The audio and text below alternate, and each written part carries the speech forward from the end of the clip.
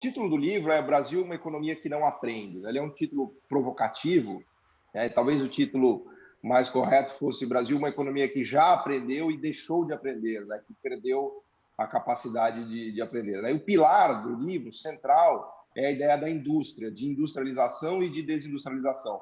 Só que a gente procurou escrever um livro, Alberto, até aproveitando o comentário que você fez, a gente aproveitou para escrever um livro da maneira mais didática possível, né?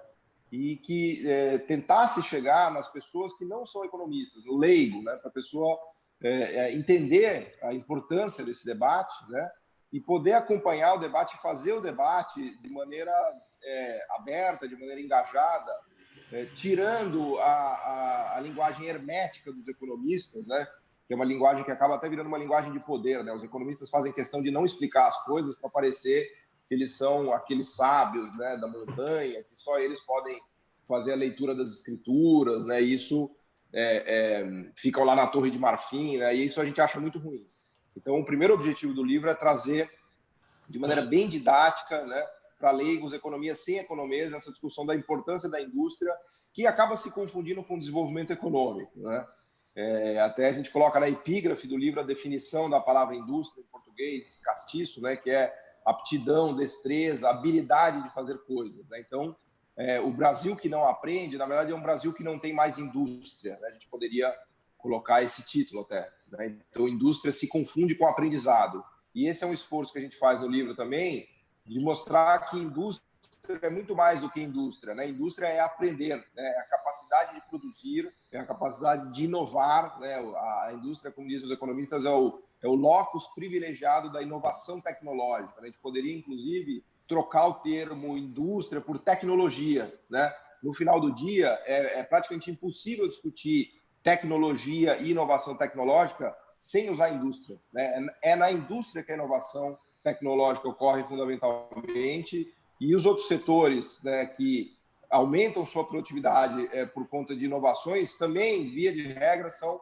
inovações industriais, né? Então, a agricultura fica mais produtiva porque tem trator, colheitadeira, parte de químicos, né? O setor de serviços fica mais produtivo porque tem computador, tem Zoom, né? São todos produtos que foram concebidos no setor industrial, né? Que hoje em dia também já se espraia para um setor de serviços empresariais e serviços mais sofisticados, né? Não os tradicionais, de modo que a indústria é uma espécie de coração tecnológico da economia, né? É isso que a gente procura mostrar no livro. E é neste coração tecnológico que se dá o aprendizado, né? O aprendizado produtivo. E depois a gente vai falar um pouquinho sobre isso, aproveitando até que o André entrou aqui e se juntou a nós.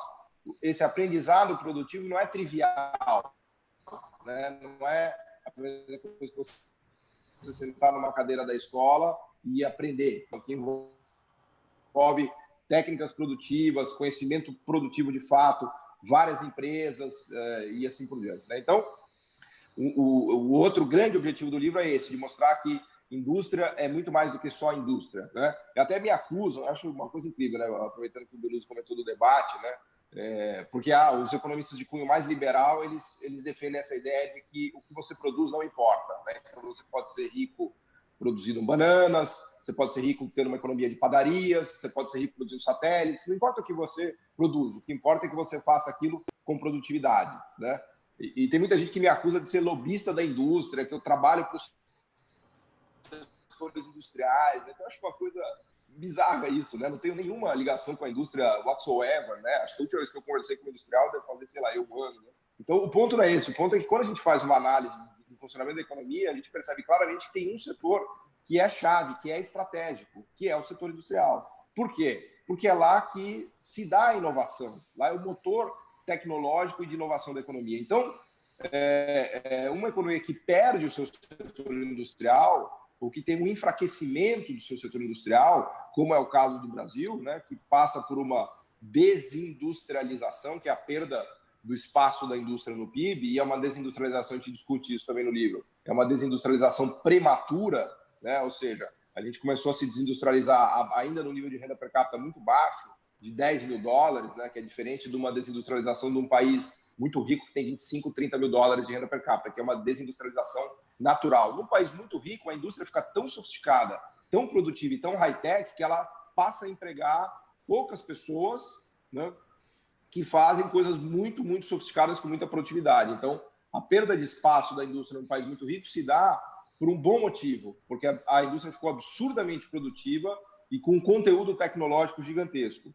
Enquanto que o que ocorre no Brasil é o contrário, né? A perda de espaço na indústria se dá porque a gente está perdendo a corrida industrial, a gente está literalmente sendo surrado no mercado mundial pelas indústrias dos países ricos e a nossa indústria não consegue, vamos dizer assim, keep track, né? Não consegue acompanhar essas inovações e está perdendo espaço, e a gente está, de fato, se desindustrializando. Uma outra maneira fácil de entender isso é pensar na escada tecnológica, né? O país rico é aquele que consegue subir a escada tecnológica para chegar lá nos degraus mais altos, né?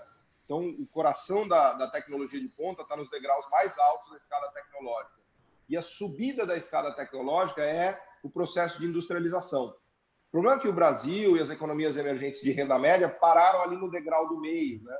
Que os economistas chamam de armadilha da renda média, né? Armadilha da renda média porque tem um monte de países estapeando ali no meio da escada e alguns caindo da escada até, que é o caso brasileiro, né? Quando a gente olha a Argentina, Brasil, África do Sul, todos esses países chegaram na renda média, mas não conseguem avançar mais. Eles perderam a habilidade, até porque os degraus mais de cima são mais difíceis de se subir, né? Porque tem gente lá que já ocupa, inclusive, como a gente brinca, né, André? Eles atiram objetos nos que vêm lá de baixo, porque eles são empresas multinacionais muito poderosas. Eles não fazem isso por mal, eles fazem isso porque eles estão lá para defender o mercado deles, para defender o produto deles, né? Então, é difícil mesmo, né? Ficar rico, né? Como diz o Beluso, né? Manda quem pode e obedece quem tem prejuízo. Ficar rico não é para quem quer, ficar rico é para quem pode. É uma tarefa realmente hercúlea, né? E tudo isso que eu estou contando, na verdade, já enfim, os economistas chamados estruturalistas ou cepalinos, né? E a gente tem aqui talvez um dos maiores expoentes, dos economistas mais importantes dessa linhagem no Brasil e no mundo, que é o professor Beluso. A gente está careca de saber disso, né? Essas ideias já estão na CEPAL, estão no Preves, estão no Furtado, estão no Antônio Serra, em Nápoles, dos 1600, né? A grande questão é que, hoje em dia, a gente tem muito mais instrumentos teóricos e empíricos para mostrar isso, né? Eu brinco que os economistas cepalinos, eles assistiam esse fenômeno que a gente está falando, numa televisão em preto e branco, né? Hoje a gente tem uma tela 4K, HD, com alta definição. Inclusive, esses métodos que eu tenho trazido de complexidade econômica, os econofísicos trouxeram a partir de análise de bancos de dados gigantescos, né? Nada mais é do que uma metodologia empírica para a gente assistir numa tela de alta resolução, HD, o que o Prebisch e o Furtado diziam, né? A gente consegue ver de maneira cristalina, né, todos esses fenômenos, né? Então, o que aconteceu no Brasil foi, vamos dizer assim, um processo em que a gente perdeu essas capacidades, a gente está se desindustrializando e a sociedade brasileira entrou numas de achar que tudo que a gente fez no passado era errado, né? Ou pelo menos o campo majoritário, né, dos economistas mais liberais e a sociedade, né, na sua maioria, meio que embarcou nessa ideia de que o Brasil fez 50 anos de erros, então precisa ser tudo desfeito, né? Tem uma frase que a gente brinca até do Gustavo Franco, que é "We have to undo 50 years of stupidity", né? Que eu acho que representa bem essa ideia de que tudo que o Brasil... Porque como o Brasil parou de crescer nos anos 80 e 90 e começou a ter dificuldades, tirando aquela janela da era Lula ali, que a gente cresceu muito na primeira metade, né? Essa interpretação de que o Brasil fez tudo errado ganhou muita força, né? Em vez de a gente olhar o passado e ver onde a gente acertou e onde a gente errou, a interpretação de que a gente fez tudo errado e que a gente precisa vamos dizer assim, fazer o oposto, ganhou muita força na sociedade. Então, isso a gente também tenta mostrar no livro, né? Que quando a gente analisa esses processos econômicos e históricos, a gente precisa ser capaz de separar o joio do trigo, né? Não dá para a gente ter uma atitude traumática, né? Falar, putz, o Brasil começou a parar de crescer, perdeu espaço para a Coreia, perdeu para a China, desde os 80 e 90. Então, acho que toda a industrialização brasileira foi errada, a gente não deveria ter se industrializado, a gente deveria ter seguido nossa vocação agrária, ou até mesmo, como falou o ministro Paulo Guedes ontem, né? O gasto do governo destruiu a economia, o Estado desenvolvimentista destruiu a economia, então o que a gente tem que fazer é desmontar tudo, acabar com tudo, desmontar o Estado, não ter mais ideias desenvolvimentistas e deixar o mercado simplesmente funcionar, que automaticamente ele vai trazer o desenvolvimento econômico. Então, também essa ideia a gente combate no livro, né? O buraco é muito mais embaixo, né?